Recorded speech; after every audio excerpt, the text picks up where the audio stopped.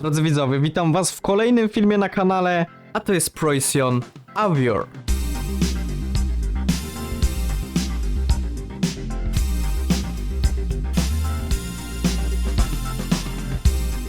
Limuzyna segmentu F, która przyjechała do nas z Wrocławia. Ja bym chciał jeszcze tutaj tylko wszystkich powitać, bo dzisiejszy odcinek jest pierwszym odcinkiem z nowej serii z BeamNG Drive, w której będziemy właśnie robić takie prezentacje, a następnie pojedziemy przetestować prędkość maksymalną. Będzie taki content typu Auto Top NL, tylko w bardziej merytorycznej formie, gdzie ja będę trochę tutaj opowiadał, coś w stylu jak w sumie Petrolhead No.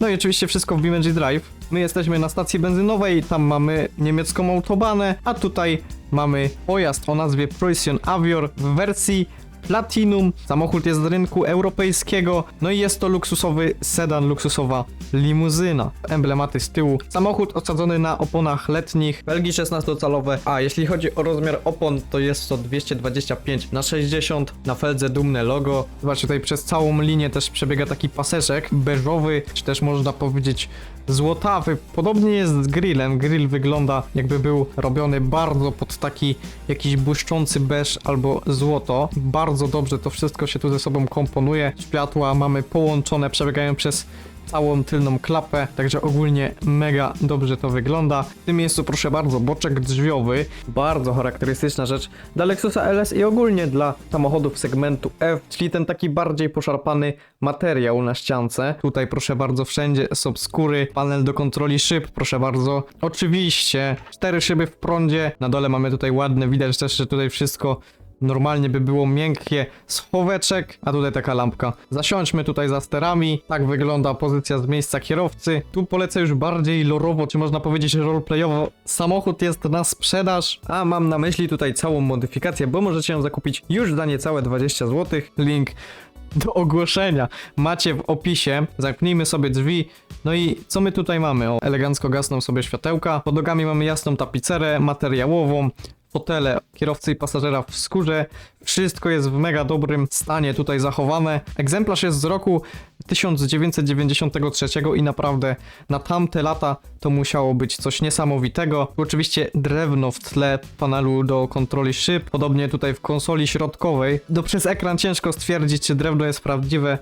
Myślę, że tekstura drewna jest z prawdziwego drewna. Jak widzicie, już nam się tutaj pokazuje masa opcji. Możemy też go tutaj odpalić z fizycznego kluczyku. Musimy konkretnie nakierować na kluczyk. Za chwilę oczywiście odpalimy. Jak widzicie, na liczniku panuje kompletna czerń. Trochę mi to przypomina Mercedesa S-klasę W220, gdzie sytuacja wyglądała bardzo podobnie, że liczniki dosłownie znikały. No i co do opcji. Konsola środkowa już tak w pełni. Możemy odpalić sobie zapłon. Jak widzicie, pokażą nam się liczniki, podświetli się tutaj system multimedialny, czy też bardziej ekran multimedialny. Również mamy tutaj jakiś system antykradzieżowy Hirochi. No tak, no bo to jest tak naprawdę parodia Lexusa LS, według twórcy moda Toyota to jest Hirochi, a Preußen to jest właśnie Lexus, coś tego rodzaju. Grzane fotele, dwustrefowa klimatyzacja, automatyczna, oczywiście odmrażanie szyb. No niestety żadnych z tych opcji nie możemy tu używać. Jedynie sobie otworzę drzwi w momencie, gdy naciśniemy sobie ten przycisk, to będzie nam się chować antena. Antena jest schowana, to taki bardziej ogólnie detal i może trochę nam pomoże, złapiemy trochę lepszą aerodynamikę. Co? Automatyczna skrzynia biegów, 4-biegowa, klasyczny automat. Samochód jest wyposażony w pneumatyczne zawieszenie. Również mamy tutaj coś takiego jak tryb skrzyni biegów, 2 cup holdery, tu proszę bardzo podłokietnik środkowy, telefon, nie wiadomo czy w jakiś sposób przydatny w dzisiejszych czasach, no ale kiedyś na pewno był. Z góry, proszę bardzo, mamy tutaj światełka, które możemy sobie ręcznie odpalić, szyberdach, który możemy sobie elegancko otworzyć, my sobie go zamkniemy, żeby nie psuł nam aerodynamiki na autostradzie. Możemy sobie go również uchylić. Brakuje mi tu opcji jeszcze zasłonięcia. Byłoby to przydatne, żeby w kabinie było tutaj ogólnie trochę ciszej. I może jak już tutaj widzimy liczniki, to w sumie sobie do nich wrócimy. Wskazówka temperatury, obrotomierz, prędkościomierz w ogóle jest bardzo ciekawie wyskalowany. Powiększone są kilometry, a mniejsze są mile, a zazwyczaj jest na odwrót. Dotankowaliśmy sobie za 100 zł 98. Proszę bardzo, tutaj przestrzeń z tyłu, bardzo dużo miejsca. Kieszonki takie skórzane, z tyłu Tu kratki nawiewu, tutaj regulacja temperatury, zapalniczka, boczek drzwiowy z tyłu w bardzo podobnym klimacie jak ten przedni. Również mamy tutaj drewno, tutaj jeszcze prawdopodobnie schowana pod zamknięciem popielniczka. Jeszcze pokażę tutaj z drugiej strony, żebyście zobaczyli oświetlenie i z tyłu również. I możemy, o proszę bardzo, ręcznie sterować, tylko musiałbym zamknąć drzwi. Wszystko bardzo eleganckie, patrzcie jak w ogóle spasowane są tutaj te klamry do zapięcia pasa. Dźwięk generalnie do zamykania drzwi. Proszę bardzo. Ciężko stwierdzić, czy są tutaj jakieś dociągi. Chyba powinny być. W końcu jest to wersja Platinum. Proszę bardzo, przestrzeń bagażnikowa. Generalnie spodziewałem się trochę więcej miejsca tutaj w bagażniku. Fotele są tutaj nieskładane. Tu oczywiście mamy jeszcze lampkę w bagażniku. Tutaj zmieniarka CD. Tu schoweczek z drugiej strony również. Tutaj góra bagażnika również wykończona materiałowo. Zamknijmy.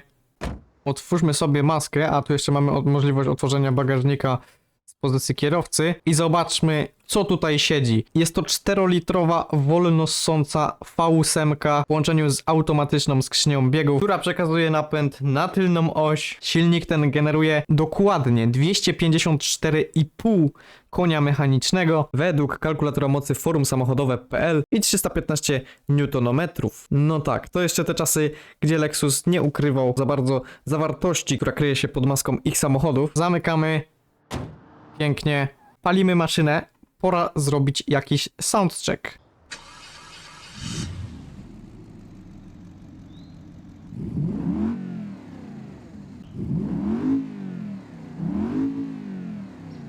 Zdecydowanie jest tutaj czego posłuchać. No co, w końcu 4-litrowe V8. No niestety dźwięk stłumiony najbardziej jak się da, ale no to jest w końcu segment F, więc możemy wybaczyć. Samochód waży według dowodu rejestracyjnego 1820 kg. Producent deklaruje pierwszą setkę w około 7,5 sekundy.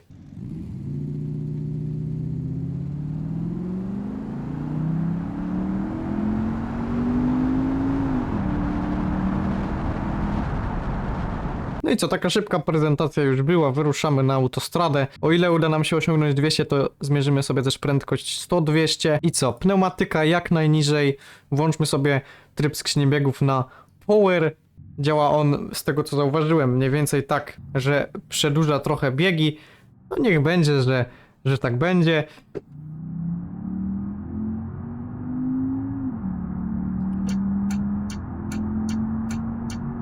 Bardzo cicho. No, proszę bardzo. Odcinek bez ograniczeń prędkości.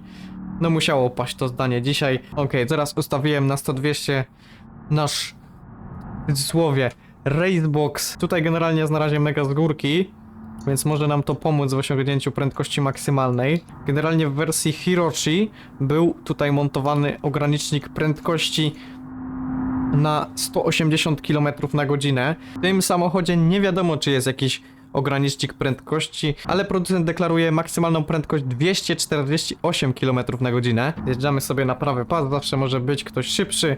Co prawda mapa została zmodyfikowana tak, żeby trafik jeździł po prawej stronie zawsze i nie będzie tu takich sytuacji, że będą się wyprzedzać ani zamulać na lewym pasie, tak jak to zazwyczaj w BeamNG jest. Dlatego w zasadzie my jesteśmy najszybsi aktualnie na tym autobanie.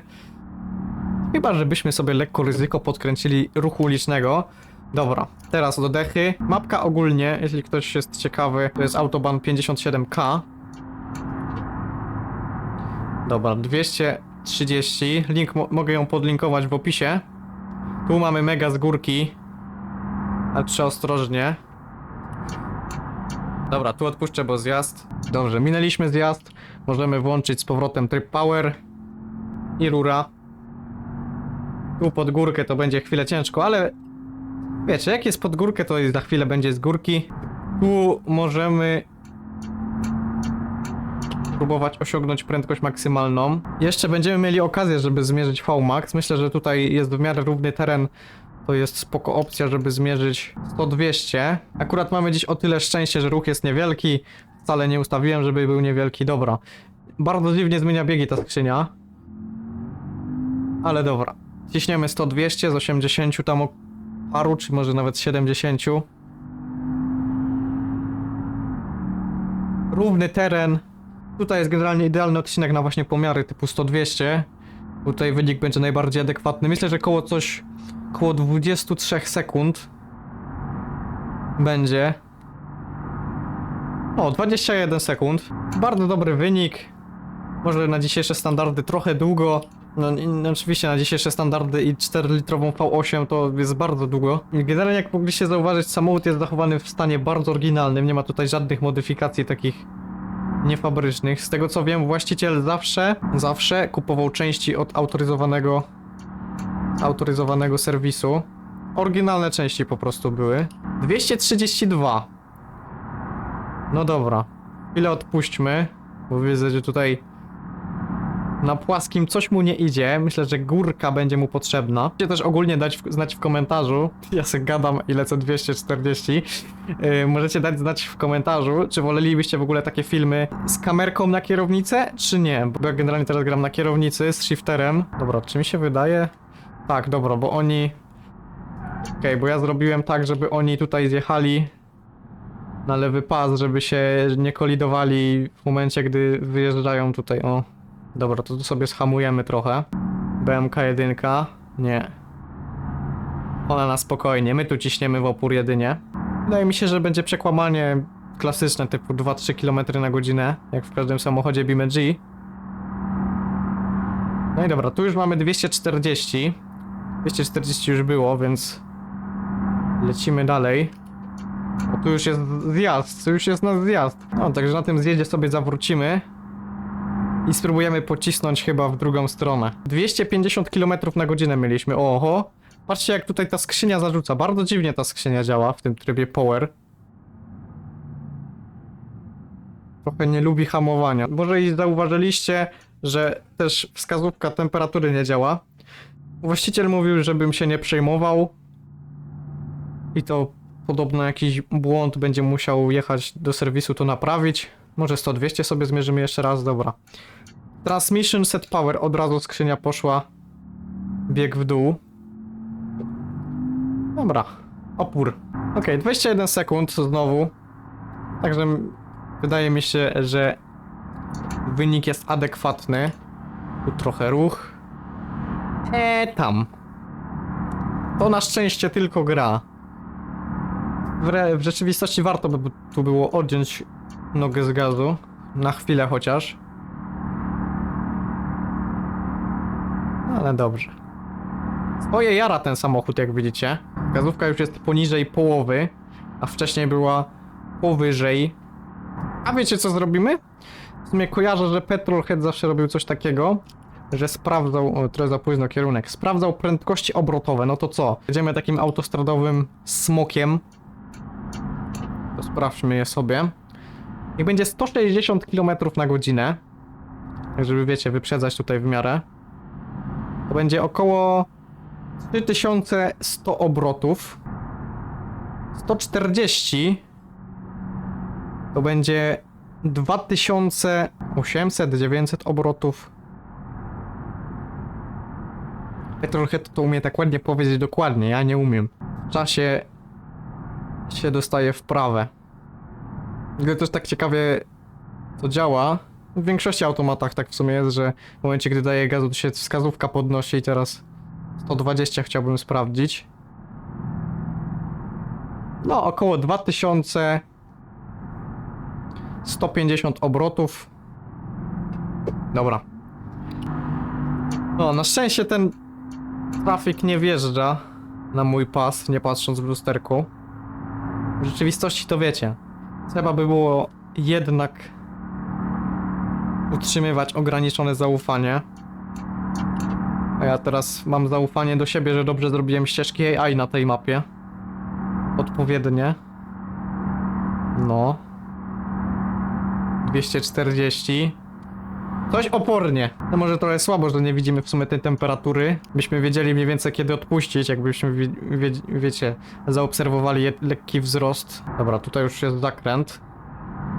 No właśnie, na tej autostradzie są takie wady. Nie wiem na którym pasie byłem, wiem, że gdzieś zjechałem chyba bez kierunkowskazu. No i pod górkę.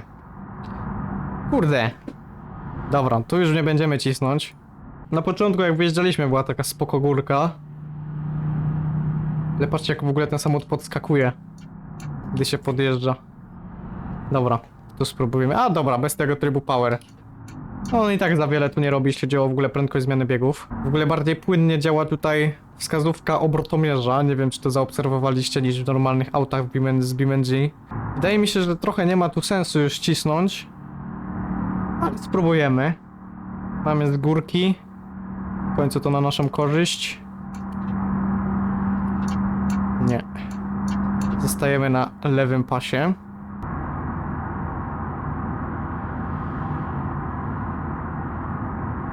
Oho? Czy to ogranicznik jakiś? Nie. Górka się skończyła. Tu już mamy pod górkę. Dobra, to już nie ciśniemy.